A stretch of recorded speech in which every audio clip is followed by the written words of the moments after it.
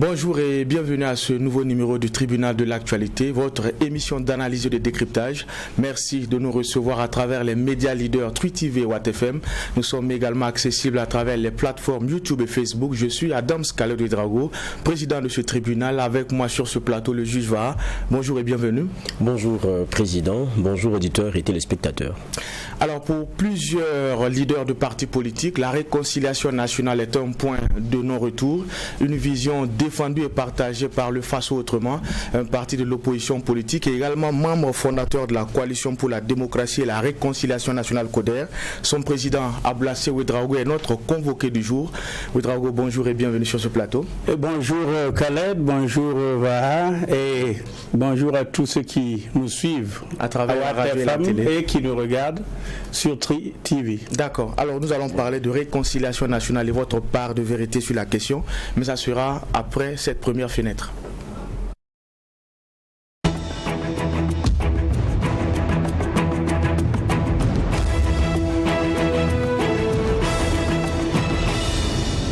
Et pour cette première partie, nous donnons la parole au juge Vaha. Oui, merci président. Et moi je vais m'intéresser à ce qu'a eu à donner et partager donc la BAD sur ce qu'on aura comme croissance économique pour 2021. Donc on est un peu dans des prévisions et la BAD s'est tablée sur les 10 pays qui connaîtront donc les plus fortes croissances économiques. Je sais qu'on a quelqu'un qui est très intéressé du sujet. Je sais que très probablement on va aussi en parler lors de l'échange. Fonctionnaire de la BAD. Évidemment. Et la BAD nous fait comprendre que c'est vrai que l'année passée il y a eu une contraction de notre économie, on sait, c'est la maladie à coronavirus de 2,1% et la croissance moyenne du continent sera de 3,4%. Ce qui moi m'intéresse, c'est que dans le top 10 des économies dont la performance sera très intéressante à regarder, vous regardez, il y a la Libye qui aura un taux de croissance de 37, plus de 37%, ça c'est ahurissant, mais c'est dû au fait aussi de la réalité libyenne et on sait aussi le coût du pétrole qui est en train de grimper et la façon dont on tente de trouver des solutions à la crise libyenne. Bon, peut-être c'est sur cela qu'ils ont tablé et voir donc que les choses pourraient changer de façon si positive. Mais après on a quoi? 2 Djibouti, 3 Botswana, 4 Maurice, 5 Niger, 6 Côte d'Ivoire, 7 l'Érythrée, la Guinée avec 5,6% et puis le Burkina qui est 9e avec 5,1% et puis le Sénégal qui vient et qui ferme la boucle pour ce qui est des 10 économies qui seront sûrement les plus performantes en termes de taux de croissance et le Sénégal qui boucle avec 5,1% comme le Burkina Faso. Donc on va dire qu'il y a de belles perspectives selon la BAD pour ce qui est du Burkina et donc des autres pays qui ont été cités.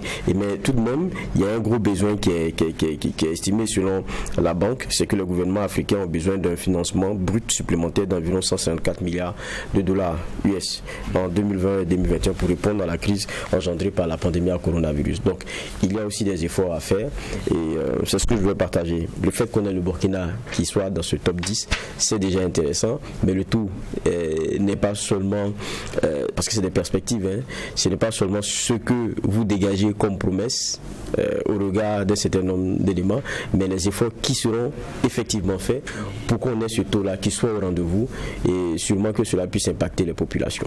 D'accord, merci pour ces clés de lecture. Alors nous allons nous intéresser au sujet enrôlé pour cette convocation. Je l'ai dit, nous allons parler de réconciliation nationale et nous aurons la lecture de Ablassé Ouedraogo. Il est le président du parti Le Faso Autrement. Vous êtes également un membre de la CODER. Première question de généralité, Geoffroy le rappelait tantôt, vous êtes un homme politique, vous êtes également économiste, on se rappelle, vous êtes ancien fonctionnaire de la BAD, vous avez également occupé le poste de secrétaire général adjoint de l'OMC. Que vous inspire les dernières hausses de prix des hydrocarbures et du gaz au Burkina Faso?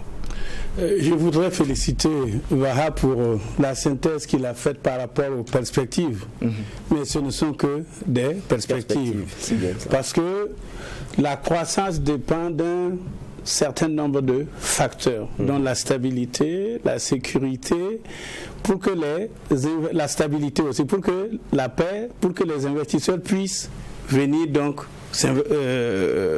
investir dans le pays et faire donc ce qu'on appelle du développement. Si je reviens à la question sur la hausse des carburants, c'est de 10 francs CFA à la pompe depuis hier, 23 mars, je voudrais simplement rappeler deux choses. Et revenir sur ce qui est la préoccupation des Burkinabés, à savoir l'augmentation du prix du gaz butane. Pendant la révolution, sous Sankara, il y avait ce qu'on appelait les trois luttes. La lutte contre la divagation des animaux, la lutte contre la coupe abusive du bois et la lutte contre les feux de brousse. Et c'est à cette occasion justement, pour décourager la désertification, pour décourager la sécheresse, que les autorités d'alors ont pris donc sur eux la responsabilité d'encourager les peuples burkinabés à la consommation de gaz. Maintenant, on est dans une situation où, depuis hier, les 12,5 kg, la bouteille de 12,5 kg connaît une augmentation de 500 francs. 500 francs, c'est assez énorme. Et je reviendrai sur le contexte pour dire que le moment est mal choisi. Et à la limite même, on peut dire que dans cette décision du gouvernement, il y a comme un cynisme. Mais je reviendrai dessus. Donc, il y a la politique qui était en cours. Maintenant, si on décide de décourager la consommation de gaz en augmentant le prix, il faudrait que le ministre de l'Environnement vienne nous expliquer s'il y a une modification dans la ligne politique du gouvernement par rapport à la protection de l'environnement, parce que je ne pense pas qu'il y ait eu de changement profond. Si vous prenez par exemple un pays comme le Niger, au Niger, la bouteille de 12,5 kg coûte 3 750 francs. 3 750. La bouteille de 6 kg, c'est 1 800. Ici, c'est 5 500 et 2 000.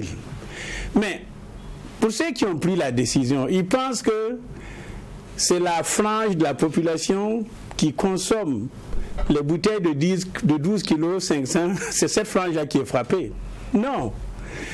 Vous savez, tout le monde va se déporter des bouteilles de 12,5 kg pour aller chercher son bonheur dans la série des bouteilles de 6 kg. Qu'est-ce qui va se passer? Très vite, nous allons connaître des pénuries et très vite, nous allons connaître des augmentations. Aujourd'hui même, pour la bouteille de 6 kg, qui est officiellement, le prix est officiellement fixé à 2 000 francs, si vous allez le chercher au quartier, c'est 2 500 ou 3 000. Ça veut dire que nous allons vers une situation qui n'était pas nécessaire. Alors que les 500 là, le gouvernement aurait pu faire ce qu'on appelle de la subvention. Et ce qui est drôle dans cette situation que nous vivons depuis hier, c'est qu'il n'y a pas eu d'explication du gouvernement. Le communiqué est tombé comme ça, tout va bien, bonjour madame. Alors, il faut dire donc que par rapport à la hausse là, et il ne faut pas être allé à l'école pour comprendre que si vous augmentez le prix de l'essence, du gasoil, le transport va connaître des soubresauts. Il y aura un effet boule de neige. Un effet boule de neige, donc ça veut dire que tous les produits vont connaître des hausses. Hier, je suis allé pour préparer cette mission au marché de Parlaïri. Qu'est-ce que j'ai trouvé là-bas? Le prix du haricot, on le vend par plat. Et les 40 plats coûtent 50 000 francs. Et ils nous ont dit que l'année dernière, à cette heure-ci, le prix était moindre que ça. Vous prenez le maïs, le sac de 5 kilos est à 18 000 francs CFA. Vous prenez l'huile, il y a une augmentation de 1 000 francs, que ce soit Dinor ou Savor. Ce sont des exemples que je montre pour dire que les mesures que le gouvernement a prises par rapport au changement des prix va nous entraîner dans une tourmente qui va compromettre les perspectives de croissance que la Banque africaine de développement est en train donc de dessiner. Je dis encore une fois que on dirait qu'il y a du cynisme dans l'attitude du gouvernement, tout simplement parce que nous sommes dans une situation où l'insécurité a plombé notre économie. Et tout le monde est d'accord que nous sommes impuissants devant l'insécurité croissante. La pandémie est venue depuis 1 an. mois de mars 2020. Ça a contribué à désarticuler notre économie. Rappelons-nous que l'année dernière, le gouvernement même a dû prendre des mesures sociales pour accompagner les populations. Aujourd'hui, que la situation ne s'est guère améliorée, on prend des mesures pour augmenter le prix des carburants, donc pour amener une inflation. J'allais dire, un homme politique, que le gouvernement là se comporte comme un ingrat parce que la population les a votés parce qu'ils espéraient du bon travail. Et aujourd'hui, en récompense, on est en train de les punir.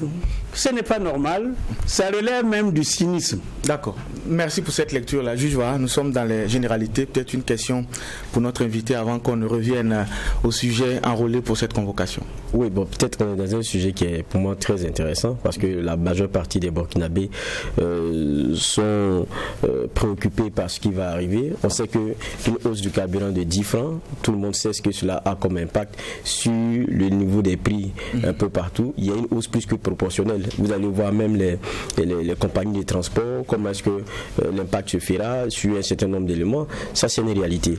Maintenant, moi, je pose aussi, je retourne la question au puriste de l'économie qu'il est, c'est que tout le monde s'accorde aussi à dire que le coût du baril au niveau international, ces derniers temps, n'avait jamais atteint un pic pareil. Je pense que depuis 2 ans, on est maintenant en train de frôler les 70 dollars le baril. Et quand on écoute par exemple certains monstres de la perspective sur le coût du baril, ils disent que pour les mois de avril, juin, juillet, on risque d'aller jusqu'à près de 80 dollars le baril. On sait ce qui s'est passé aux États-Unis avec la maladie à coronavirus. On sait aussi ce que l'Arabie Saoudite a décidé en termes de moyens mis pour juguler sa production. On sait comment aussi avec la gestion du Covid, les économies sont fortement en train de demander ce temps noir-là. Et on sait aussi que les stocks de pétrole, pour la plupart, pendant la période de Covid-19, ont été des plus usités. Donc aujourd'hui, on est dans cette situation-là où il y a une demande très forte et rien n'indique que le coût du baril va descendre encore. Donc pour beaucoup, ce qu'il faut craindre, c'est même la suite. Aujourd'hui, on a mis 10 francs. Quand on va arriver à 80 dollars le baril, qu'est-ce qu'ils vont faire? Qu'est-ce qu'il fallait faire? C'est que l'État supporte en quoi faisant? Peut-être donnez-nous les clés possibles en fait pour éviter qu'on en arrive à la hausse qu'on a aujourd'hui. Vous savez, vous êtes très aimable avec le gouvernement. Vous vous mettez à la place du gouvernement pour justifier l'augmentation de 10%. Le communiqué du ministre du Commerce dit les prix à la pompe sont augmentés pour compter du 23 mars. Personne ne vous a dit qu'il y a eu une hausse du baril à l'international. Il faut être malhonnête pour ne pas le dire. Non, c'est pas. Non, qu'ils expliquent les raisons qui les amènent à prendre cette attitude. Je vais revenir. J'ai fait une étude avant de venir. C'est bien. Le 9 novembre 2018, c'est là où le Burkina Faso a connu une hausse, j'allais dire, extraordinaire du prix du carburant. 75 francs à la pompe. Si je reviens, il y a eu toute une série entre 2018 et maintenant là, il y a eu des va-et-vient sur l'évolution des prix de l'essence à la pompe, du gasoil à la pompe. Le 19 novembre 2020, ça c'est encore hier, on a connu une baisse de 10 francs. Aujourd'hui, 23 mars, entre novembre et mars, c'est combien de mois? 4 mois. La baisse là de 10 francs est aujourd'hui reprise. Vous avez raison de vous inquiéter, mais je dis encore une fois, gouverner c'est prévoir. Et pour un pays enclavé comme le Burkina Faso, qui connaît des difficultés au niveau de l'existence de sa population, trouver les moyens pour assurer à la population une vie décente, c'est la première responsabilité du gouvernement. Et je dis 10 francs, on peut le passer sur les subventions de l'État pour améliorer le social. Moi, je vous parle, je suis un homme politique. Mais attendez, Je crois que la Ligue des consommateurs du Burkina a fait une réaction dans une conférence de presse hier, oui. Où la Ligue rejette et demande au gouvernement de revenir en arrière. On n'a pas encore eu le son de cloche du monde syndical. L'opposition ne s'est pas encore concertée pour prendre une position.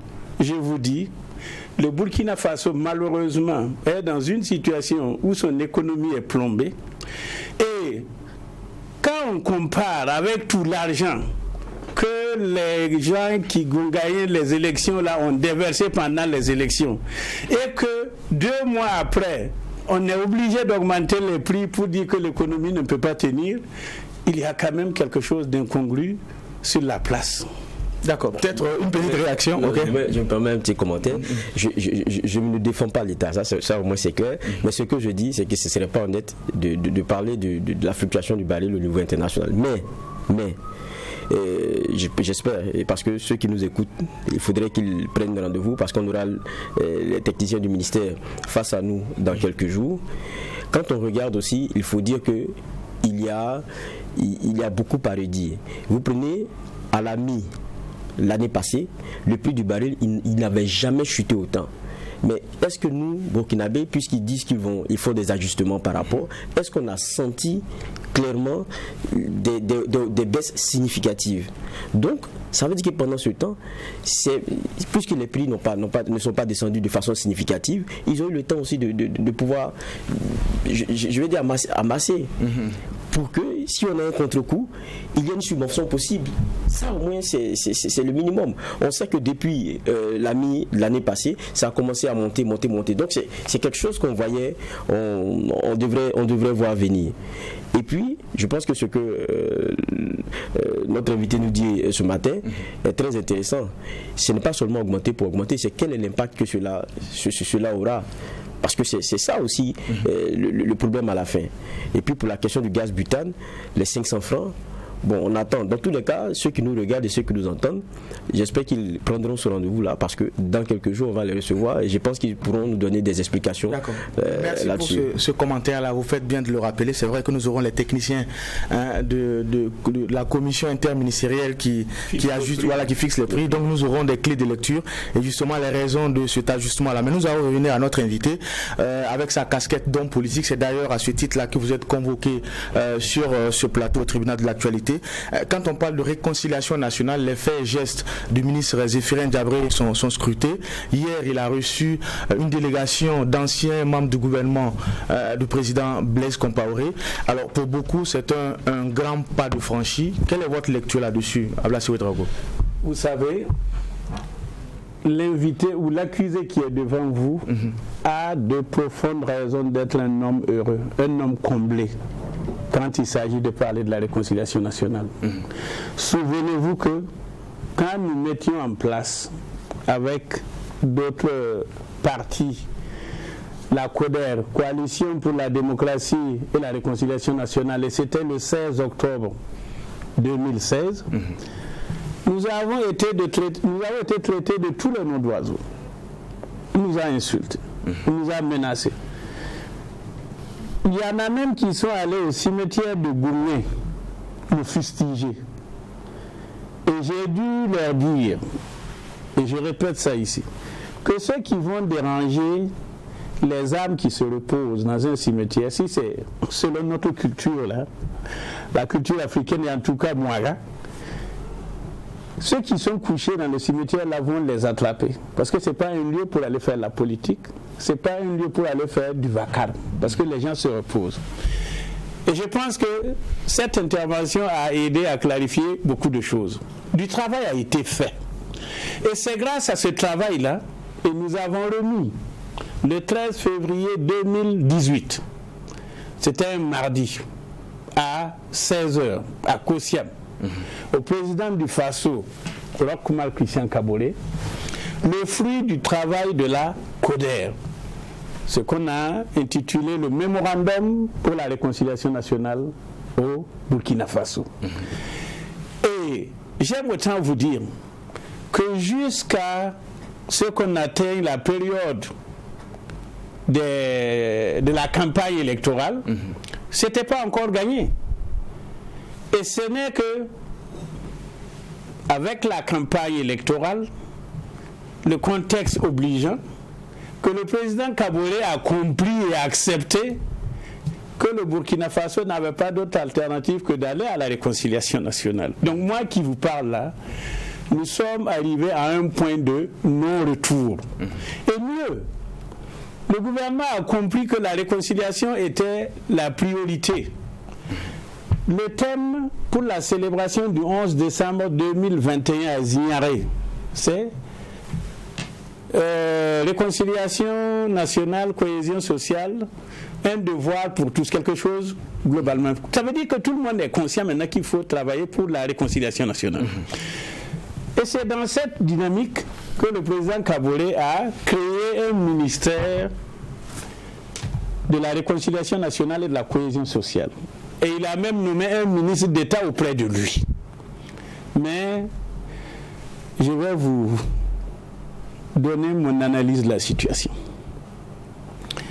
Le président Kaboré a promis à Zignaré dans son meeting qu'en 6 mois, les premiers 6 mois de 2021, la réconciliation nationale, il l'a bouclée. Aujourd'hui, 3 mois se sont écoulés et nous ne voyons rien venir. Ce qui est inquiétant, c'est quand le ministre d'État, celui qui est l'homme orchestre pour la réconciliation nationale, dit sur un média voisin, Savane Média, dans l'émission 100 minutes pour comprendre, et il l'a dit à Moré, et je comprends bien le Moré, que le véritable ministre de la réconciliation nationale, c'est le président Kaboré, et que lui, il était là pour exécuter ce que le président Kaboré lui demandait de faire. Si vous décryptez ce qui est dit derrière ça, ça veut dire que Diablé est comme un bobo. Quand il plaît au président Kaboré, il appuie sur un bouton, le monsieur se lève, il exécute et puis il vient s'asseoir. Tout ça pour dire quoi? Si le président Kaboré aime vraiment le Burkina Faso, s'il veut vraiment réconcilier les Burkinabés entre eux, s'il veut permettre au Burkina Faso de se réconcilier avec lui-même, qu'il accepte de continuer à s'assumer. C'est-à-dire que pour lui, la réconciliation nationale est devenue quelque chose de fondamental, quelque chose de prioritaire. Donc, qu'il accepte de convoquer sine die le forum, il l'a même dit dans son programme, le forum national sur la réconciliation nationale. C'est dans ce forum que tous les Burkinabés assis ensemble vont déterminer la feuille de route qui va nous amener à la réalisation de la réconciliation nationale. Et j'ai dit ici 2 choses. La réconciliation nationale telle que la CODER l'a conçue met la justice au cœur du processus. D'accord, nous allons y revenir. On va y revenir. Mais c'est la justice transitionnelle que nous préconisons qui peut être complétée par la justice classique. Ce qu'il y a lieu de dire aussi, c'est que la réconciliation nationale n'est pas l'affaire d'un individu ou d'un groupe d'individus. C'est l'affaire de tous les Burkinabés ensemble. C'est pour cela qu'il est important que les uns et les autres comprennent et acceptent que nos frères, nos sœurs qui vivent à l'extérieur par contrainte parce qu'ils sont en exil, qu'ils doivent être assis dans ce forum. Et pour le faire, l'État a toute une panoplie de mécanismes. On peut utiliser le système d'amnistie partielle. C'est-à-dire que si on veut faire venir Ablassé Ouedraogo qui vit au Ghana, on dit bon, voilà ce qu'on lui reproche. On lui donne l'amnistie pour couvrir donc son voyage et sa participation en toute liberté au processus. On verra comment le processus de la réconciliation va se dérouler et on verra au final qu'est-ce qui aura été décidé. Mais on ne peut pas faire de la réconciliation si on laisse des Burkinabés au bord de la route. D'accord. Nous allons également revenir sur la question des exilés politiques. Peut-être, juge Vara, une réaction? Oui, réaction et question à la fin. Monsieur Ablassé, quand on vous écoute, vous avez un problème avec Zéphirine Diablé? Absolument pas. Alors, je l'ai même félicité. Mais je ne comprends pas quelque chose. Allez-y. Vous de la CODER, vous avez, la dernière fois lors de votre sortie, dit que la question de la réconciliation nationale, c'est le président qui devrait même se l'approprier. C'est lui qui décide, c'est lui le père de la nation. Maintenant, vous dites que Zéphirin, reconnaissant que c'est le président qui chapeaute l'affaire, ça fait de lui un robot. C'est ce que vous-même vous appelez. Ce que vous-même vous appelez. Je caricature. C'est ça qui est fait. Et en même temps, vous traitez l'autre de robot. C'est pas gentil. C'est très gentil. Mais la caricature n'est pas gentille. Écoutez, pourquoi? Mais il dit que c'est ce que le président Kaboré veut que lui fait. Alors, ça veut dire quoi? Ça veut dire que c'est un monsieur qui est assis. Et on lui dit va faire... Non, je pense qu'à ce niveau de responsabilité, il ne faut pas jeter la responsabilité sur celui qui vous a nommé. En fait, qu'est-ce qu'il y a derrière? Ça veut dire que si la réconciliation aboutit, c'est bon. Si ça n'aboutit pas, je ne suis pas responsable. Et je dis une chose ici. Nous nous connaissons tous dans ce pays-là. L'attelage Roch Zéphirin pour la réalisation de la réconciliation nationale dans les 3 mois qui restent là, je ne voit pas ça se réaliser. C'est quel attelage vous voyez, vous? C'est Roch Ouédraogo, vous? Roch ne m'a pas nommé. Il sait pourquoi il ne m'a pas nommé. Ablassé ne s'en plaint pas. Moi, je dors très bien. Ce que je demande, c'est que la réconciliation aboutisse pour le bonheur de tous les Burkinabés. Mais c'est quoi le problème avec Zéphirin alors? C'est vous qui trouvez que moi j'ai un problème. Moi, j'en ai pas. Vous dites, Roch, Zéphirin, vous n'y croyez pas trop? Oui, parce qu'il n'avance pas. Ça fait 3 mois qu'on piétine. Les gens qui reçoivent là, on les a écoutés. On ne va pas passer toute la vie à écouter les mêmes personnes. On ne va pas passer toute la vie à faire les mêmes voyages. C'est du gaspillage d'énergie, c'est du gaspillage d'argent. Donc à vous écouter, on navigue à vue. On navigue à vue. On n'avance pas. Tout le monde dit nous voulons la réconciliation. On sait comment il faut faire. Il faut réunir tous les Burkinabés autour de la table pour faire ce forum qui est inclusif, qui doit être ouvert et qui doit être sincère. Mais vous dites il faut trouver des moyens de sorte à ce que tous ceux qui sont dehors puissent rentrer et qu'on puisse faire ce forum-là avec eux ici. Tout à fait. Mais en même temps, la question de réconciliation, ça prend en compte comment on appelle ça, à élaguer les dossiers qui les concernent. Ce que vous voulez, c'est qu'on assure un canevas de retour juste pour un forum. Il y a des victimes, hein. Il y a des parents de victimes qui attendent pour plusieurs raisons. Crime de sang, il y a crime économique, il y a plein de choses qui attendent. Vous dites, vous savez, non, je finis. Vous dites, trouvons des mesures d'arrangement. Est-ce que vous pensez à ces parents de victimes-là? Je vous dis une chose. Le Burkina Faso, là, ce n'est pas seulement quelques individus. Nous sommes 25 millions. On ne va pas bloquer la vie de 25 millions à cause d'une dizaine de personnes. Chaque pays a une histoire. Et malheureusement, l'histoire permet d'avancer. Au jour d'aujourd'hui, le Burkina Faso a un problème. C'est comment réaliser sa réconciliation nationale. Plusieurs pays ont fait face au même problème, ils ont trouvé des solutions. Vous pensez que les Burkinabés ne sont pas aussi intelligents pour trouver des solutions à leurs problèmes? Mais la plupart ce que vous êtes en train de citer là, je pense que Zéphirin Diabré a stratifié les problèmes qu'on a concernant la réconciliation. Il a fait 5 grands points. Le premier point, c'est la politique. C'est avec vous qu'il y a beaucoup de bruit. Quand on parle de retour, je ne pense pas que la plupart des Burkinabés qui sont sortis là, ils ont un problème pour entrer. Hein? Ah non. Son diagnostic, je ne le conteste pas. Mais moi, je dis, on a tellement perdu du temps sur cette opération-là qu'il faut maintenant avancer. C'est pas Diabré qui va amener la feuille de route pour tout le monde. C'est tout le monde ensemble qui va décider de la feuille de route qui va conduire à la réconciliation nationale. J'ai dit, et écoutez-moi bien, la réconciliation nationale n'est pas l'affaire d'un individu ou l'affaire d'un groupe d'individus. C'est l'affaire de tous les Burkinabés assis ensemble. C'est pour cela que personne ne doit être laissé de côté. Nos ancêtres disaient, il ne faut jamais enterrer un cadavre et laisser les pieds dehors. Donc ne faisons pas ce travail. D'accord. Vous estimez que la justice doit avoir une place importante dans cette réconciliation nationale, mais vous parlez de justice transitionnelle. Oui. Cela a été longtemps expliqué.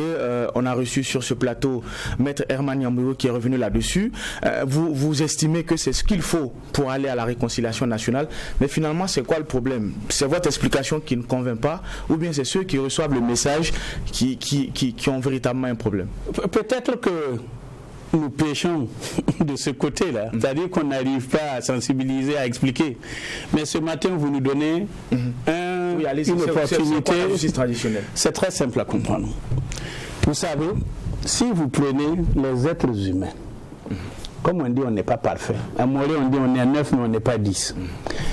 Et là où il y a la vie, c'est-à-dire que là où il y a interaction d'êtres humains, on peut s'entendre. Mais il arrive des moments où il n'y a pas d'entente, il y a des mésententes, il y a des conflits.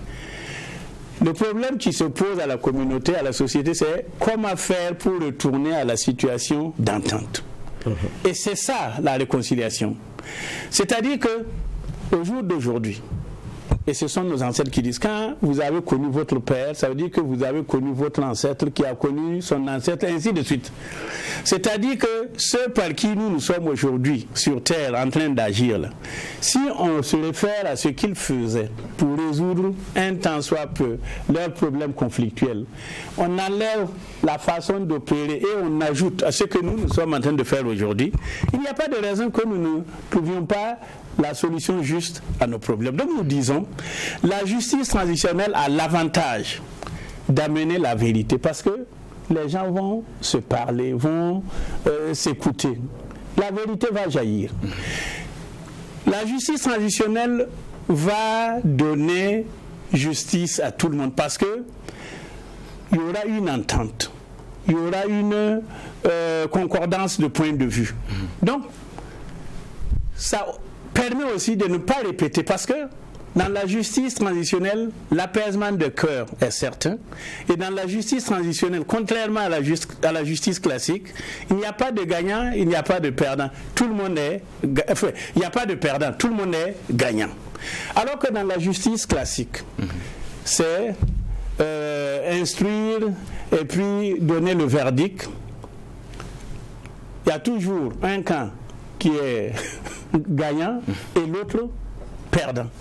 Donc, il n'y a pas d'apaisement de cœur. Il n'y a pas de réparation comme ça. Donc, ça veut dire que le problème, on le projette sur le temps. Alors qu'avec la justice transitionnelle, de par le fait qu'on s'asseye, qu'on se parle, et puis, dans la justice traditionnelle, il faut accepter que chaque ethnie, chaque zone, chaque région a sa façon de résoudre ses problèmes. C'est ce qu'on demande de prendre en compte. C'est-à-dire que si nous arrivons à régler les problèmes, les cœurs apaisés, les uns et les autres acceptent de reprendre la vie normale, nous allons réussir. Mais avec la justice classique qui est coûteuse, qui prend du temps, les dossiers, si on doit les prendre un à un, on en a pour 2000 ans. Le Burkina Faso n'a pas besoin de ça. Nous sommes dans un tournant de notre histoire. Allons-y vite. Faisons la réconciliation là avec tout le monde. D'accord. Juge Va. C'est vrai, dit allons vite, mais on sait que les questions de réconciliation sont des questions à prendre avec beaucoup de précautions, parce qu'il s'agit de sentiments, il s'agit de beaucoup de choses qui dans l'histoire ont été traînées et qui restent encore dans le vécu et qui s'expriment par moments, pas de la meilleure des façons, et c'est bien pour cela qu'on veut très bien que ce qu'on a vécu ne revienne pas. Donc aller vite c'est vrai, mais il faut aller sûrement. Moi je pose la question, toujours sur la question de justice traditionnelle, on a l'impression que ceux qui le prêchent ici ne veulent pas forcément entendre parler de justice classique, alors que même la justice traditionnelle prend en compte la démarche qui inclut la justice et la démarche non judiciaire. C'est les deux en fait, c'est une conjugaison des deux. Ce n'est pas une exclusion. Complémentarité des deux. On a l'impression que lorsqu'on les écoute très souvent, c'est comme s'il y a une exclusion de la justice classique. Non. Je vais vous rassurer. Peut-être que l'impression qui est donnée quand vous écoutez les uns et les autres, c'est tout simplement parce que la justice transitionnelle vous donne le droit à la justice. La justice transitionnelle vous donne le droit à la vérité. La justice transitionnelle vous donne droit aux réparations. Et la justice transitionnelle vous donne la garantie de la non-répétition. Les cœurs sont apaisés. J'ai dit et je répète, la justice classique n'est pas exclue. Okay. Mais ce n'est pas la base que nous allons utiliser pour vider les contentieux. Nous allons regarder ce que notre culture nous donne. Prenons les forgerons. Il y a un cas, le chef de village se prononce et donne le verdict. S'il y a des têtus qui ne veulent pas accepter le verdict là. Mais les forgerons peuvent venir avec leur forge là, poser ça devant vous et vous ne bougez plus. Ça, c'est dans la culture des Mossé. Et on règle le problème comme ça. Ou quand un jugement est prononcé par un chef de village ou par un chef de canton, même s'il donne raison à l'un des protagonistes, il va dire aux deux, telle personne a eu raison, mais je veux que vous deux là, vous vous entendiez ici avant de vous lever. C'est ça la justice transitionnelle. L'utilisation de ce qui est bon dans la tradition pour régler nos problèmes. En fait, c'est travailler à préparer l'avenir.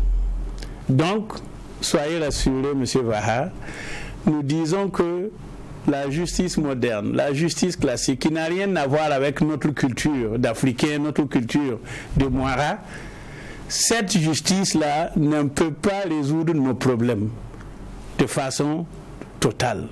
Allons à la justice transitionnelle et on fera appel en cas de besoin, en complément, la justice classique pour essayer de tout résoudre. Mais j'ai dit encore une fois, soyons responsables, comportons-nous en responsables.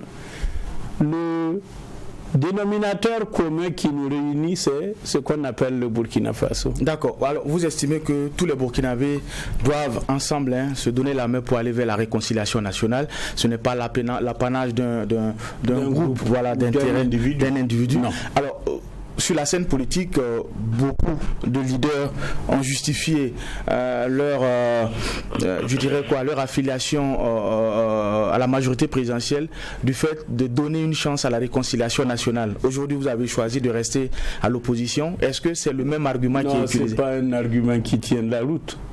C'est pas parce qu'on est à la majorité qu'on travaille pour la réconciliation. Moi qui ai adhéré à l'opposition politique, j'ai travaillé plus que certains qui sont dans la majorité pour l'aboutissement donc du processus de la réconciliation nationale au Burkina Faso. Il faut d'ailleurs, quand on parle de réconciliation nationale, il faut qu'on accepte qu'il n'y a plus de distinction. Tout le monde, j'ai dit, c'est le dénominateur commun là, le Burkina Faso. Nous sommes tous des Burkinabés, nous sommes tous des patriotes. Ce qui nous préoccupe, c'est l'avenir de notre pays. C'est ça qui est essentiel. Alors si on revient, non, ça c'est pas un argument. C'est quelque chose seulement qui est dit pour pouvoir justifier un positionnement. Mais ceux qui disent ça, là, qu'ils comprennent que dans l'opposition là, il y a des Burkinabés, il y a des patriotes burkinabés.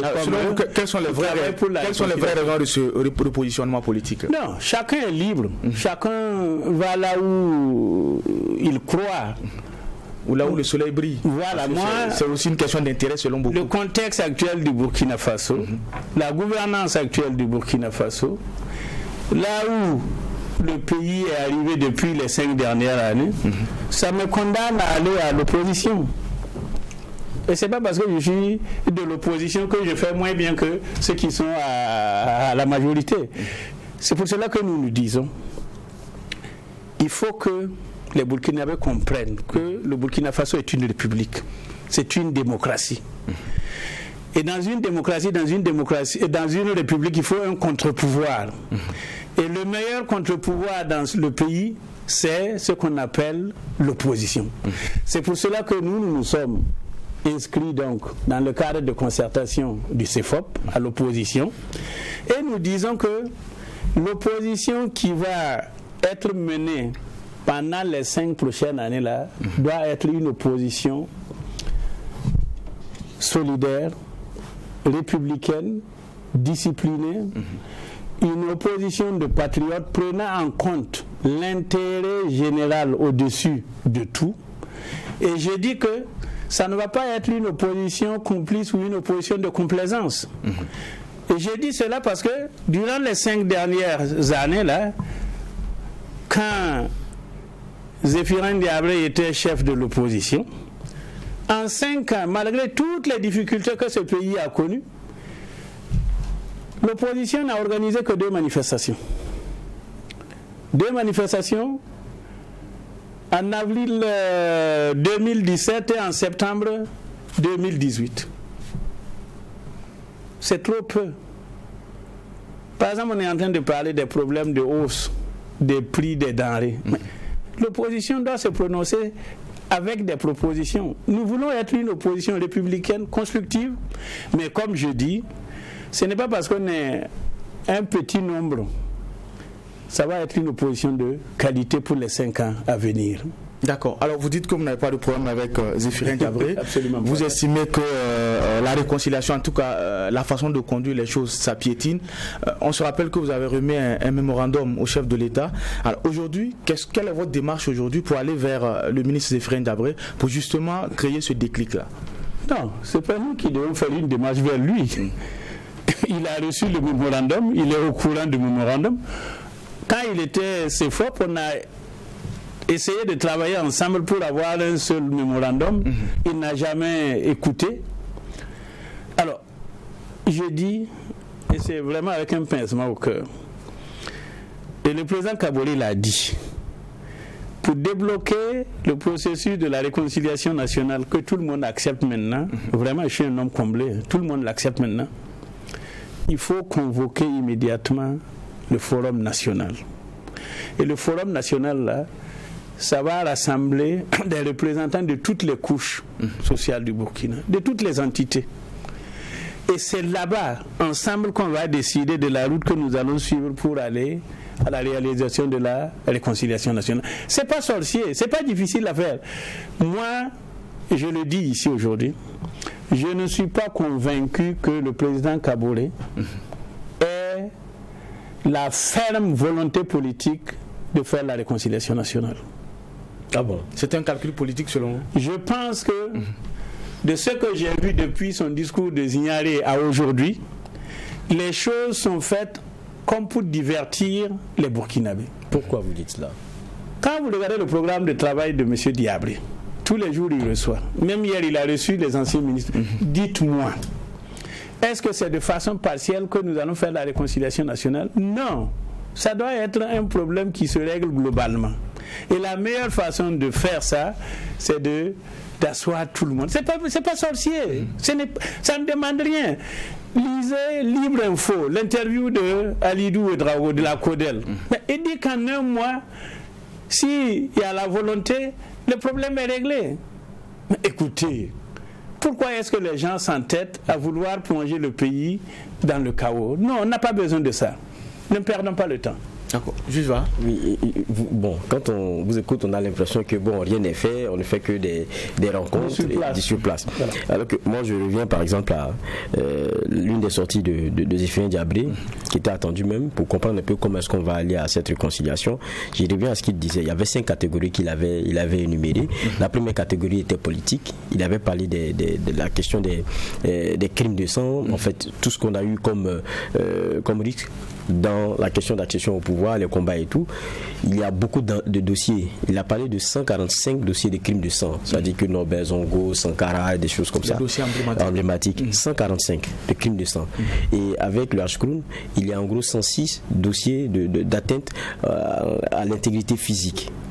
Dites-moi, comment vous voyez la prise en compte de ces éléments forts-là, pour lesquels des victimes attendent, dans votre justice transitionnelle? Quand on sait que de la justice transitionnelle, on a vu comment ça s'est passé ailleurs, hein. Les gens viennent et disent c'est moi qui ai fait, je sais et je le regrette. Au Burkina, c'est pas pareil, hein. Pourquoi? La plupart des crimes, jusqu'à présent, c'est le coupable même qu'on cherche. Je vais vous dire une chose.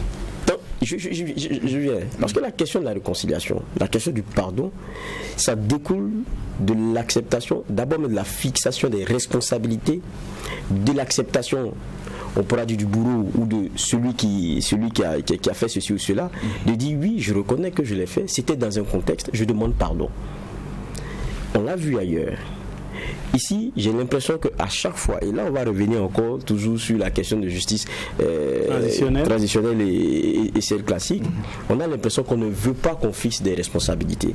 On ne veut pas qu'on ait le mot coupable. Parce que comment est-ce qu'on peut demander pardon tant qu'on n'a pas reconnu ce qu'on a fait? Ou bien que votre culpabilité n'a pas été prouvée. Pour terminer, je continue mon argumentaire. On a vu récemment, je rappelle encore le cas malien avec Sanogo, le dossier des 21 bérets qu'on a retrouvé dans un trou. L'Assemblée nationale avait voté une loi qui permettait qu'on puisse arrêter certaines poursuites au nom de la réconciliation. C'est ce qui a été fait. Mais les parents des victimes ont dit quoi? Ils ont même accepté de l'argent. En tout cas, il y a eu des discussions. Ils disent on a toujours le cœur meurtri parce qu'on aurait préféré au moins que le procès arrive à son terme, que les culpabilités soient fixées, les responsabilités, et que maintenant on décide d'effacer. Parce que c'est cher aussi au cœur des victimes de savoir qui a fait quoi. Parce que c'est au nom de cela qu'on pardonne. J'ai l'impression qu'on veut nous dire que non, au nom de la réconciliation, oublions, laissons tomber, vous savez, on ne va jamais résoudre cela, ce n'est pas la peine. Ça ne peut pas être possible. Il y a encore, je l'ai dit, c'est Zéphirine Diabré même il y a 145 cas de crimes de sang, il y a 106 cas d'atteinte à l'intégrité physique. Dans la justice traditionnelle que vous proposez, vous voulez qu'on fasse quoi? Vous pensez que ça c'est énorme pour un pays? Mais c'est pas énorme. Mais là où on est allé, c'est pas énorme, ça peut se régler ça. Mais là où on est allé justement à la justice traditionnelle, la plupart des pays où on est allé à la justice traditionnelle, vous savez dans leur histoire ce qu'ils ont vécu. Non, je vous dis dans la proportion, on n'est même pas. Monsieur Vaha, j'ai dit ici, chaque culture a son format de justice. Chaque ethnie a son format de justice. Chaque région a son format de justice. C'est ce que nous demandons qu'on fasse. On prend un peu et puis on ajoute et on avance. Et je dis encore une fois, les dossiers emblématiques dont vous parlez là, mais vous pensez qu'on va passer tout le temps du Burkina Faso à ne parler que des dossiers emblématiques? Mais il faut bien sûr qu'un jour on l'appure. Il y en a qui se servent de ça comme un fonds de commerce. Disons les choses telles qu'elles sont. Il faut que tout le monde comprenne que ce pays-là nous appartient tous. Et quand je dis qu'il faut que ceux qui sont dehors la rentrent, un citoyen comme Blaise Compaoré qui a servi ce pays pendant 27 ans, il a certes fait des erreurs, mais est-ce que vous pensez que ce n'est pas un Burkinabé? Si. Mais alors? Mais ce qui est intéressant, c'est que ça vient de vous. Et d'ailleurs, contribuer à le chasser. Non, il n'y a pas de souci. Si on regarde notre constitution, il y avait une loi qui amnistiait tout le monde, les chefs d'État, qui auraient posé des actes dans leur exercice. C'est la transition qui a supprimé ça. Donc, à partir de cette chose-là, à partir de cette situation-là, il n'y a pas de difficulté. Blaise n'était plus concerné par la période de la transition à maintenant. Moi, je dis, si le président Kaboré a la ferme volonté politique d'amener le Burkina à la réconciliation nationale, il en est capable.